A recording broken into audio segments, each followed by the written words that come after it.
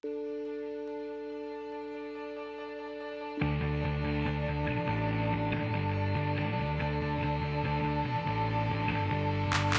of all, I should probably start with just a thank you to the Pat Summits, to the Kay Yowls, to Jody Conrad, Mariana Freeman, and then probably the most impactful person in my career and life would be Vivian Stringer, and just what they did to pave the way for coaches, the young women of the future. But it's not just that. I think when I look at Title IX, and the story I want our players to know is they also have a responsibility to carry on.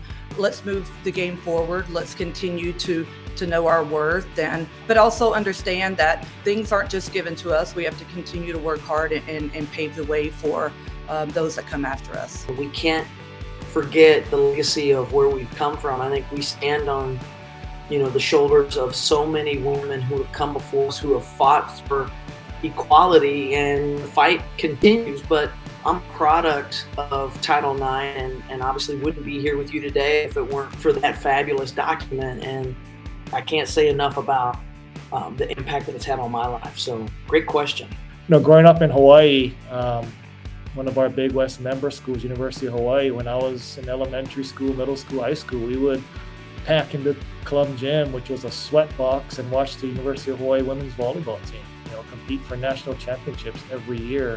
And that was the draw, to go to. And it was sold out, it was hot and sweaty, but that was something where, we knew who all the women's volleyball players at the University of Hawaii were, and they were like celebrities to us. So I think those are the athletes who kind of, got me really excited about sports in general, getting into this profession. It was inspiring. We have sort of an interesting story here at UC Davis because all of the former coaches are connected. So it started out with Pam Gill-Fisher, who was really amazing in the Title IX movement. She was somebody that was really at the forefront, nationally as well as for UC Davis. So to have somebody that I have had the opportunity to get to know through the years who, had such an impact in the Title IX movement across the country, and to make sure that UC Davis athletics was always doing things right when it came to that. Is pretty amazing for me. And followed by Pam Gill-Fisher was Georgia Hohen, who was my former coach here at UC Davis, and another really just powerful woman who really set an amazing example for me on the way that things need to be and the things that you need to be willing to stand up and fight for. And Sandy Simpson, Georgia Hohen's assistant, and then took over while I was playing. And then I had the opportunity to come back and coach with Sandy. So it's been this amazing lineage of coaches, and for me to be able to, be so connected with each and every one of those coaches still to this day is very cool. And so a lot of the traditions and the history has really been able to be passed down, and that's makes up a lot of the culture of our program today, and the things that we value in our program. Goes back to a lot of the things that Pam and Georgia and Sandy valued too. Title IX actually originated here in Hawaii with Patsy Mink. You want to talk about a woman who was filled with resilience. She was denied access to medical school because of being a woman and a woman of color.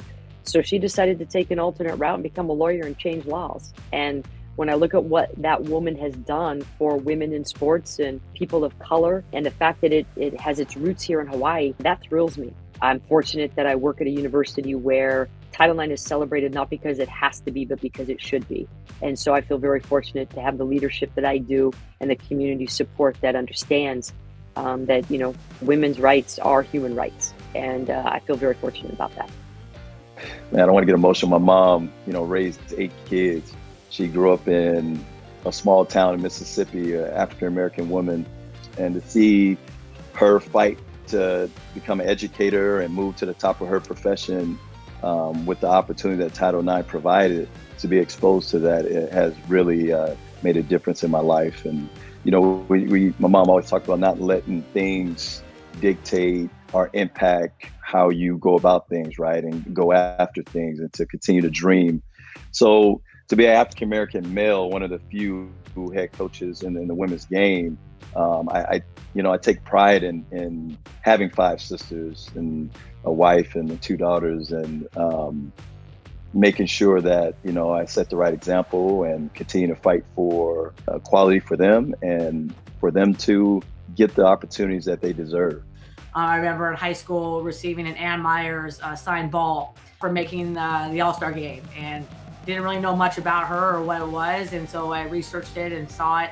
And she was the first player to receive a full-ride scholarship to UCLA for women's basketball. And didn't really understand that significance, as I was fortunate enough to be offered scholarships to play at multiple Division I's. And then I was like, okay, cool, what a legend. And then I'm like, oh man, she's alive. she's in my backyard. And I've had the pleasure of meeting her, speaking to her. And I think that right there in its own is just to kind of show, one, wow, I can actually look at somebody that I thought has given me the opportunity to play Division I basketball and also now coach in this role. But secondly, opportunity for women. If you give us the opportunity, you can see what we can do. So I think it's something that's really dear and near to my heart. I'm a big advocate for it. And so is my athletic director, Paula Smith. And I think our university in general. And I think this is something that everyone needs to continually be strong in. It's not something that I believe we speak about enough.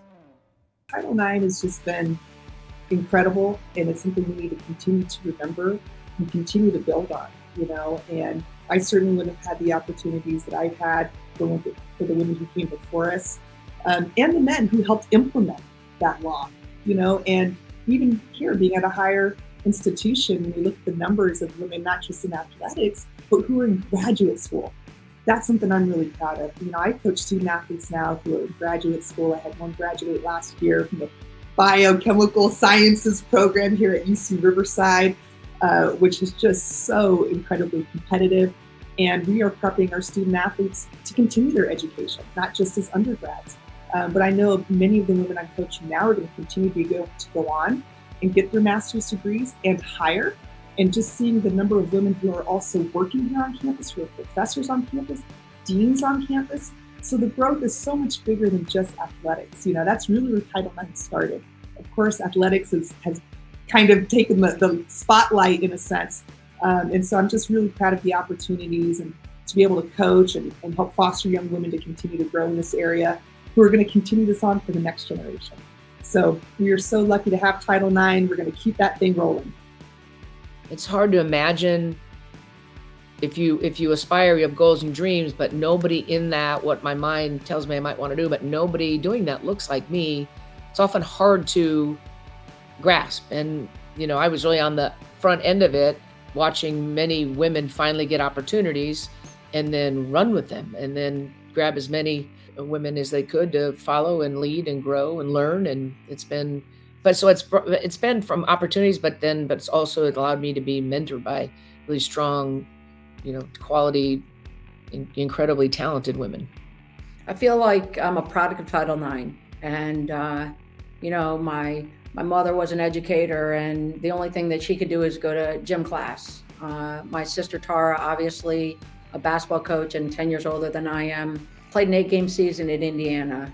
Drove their own cars and. Obviously then I fought to be able to play baseball, Little League baseball. My father threatened to sue the state of New York so I could play Little League. Then working for Pat Summitt and Ann Donovan, and then having advocates like Brian Agler who are very strong advocates for, women in sport and opportunities for women to have the equitable opportunities that their male counterparts have.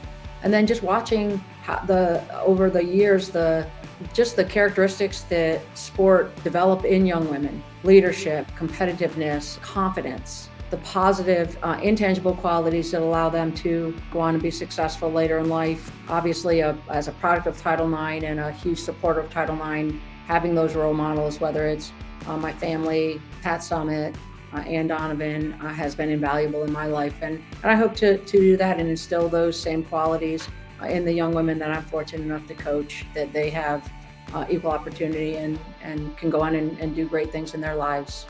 Me having daughters that play this game and me being able to coach a women's game is just something, again, I don't take lightly. And so I really push hard for our young ladies to have equal rights, everything that they need to have it in. And so I'm a huge advocate for it, and it's something I really, really believe in. And I think that we have to continue to push in order for us to get the things that we absolutely need for our women to be strong women in society as well as anywhere else that they're trying to land, you know, especially out here on this basketball floor, anywhere else in the world that they're trying to do things with.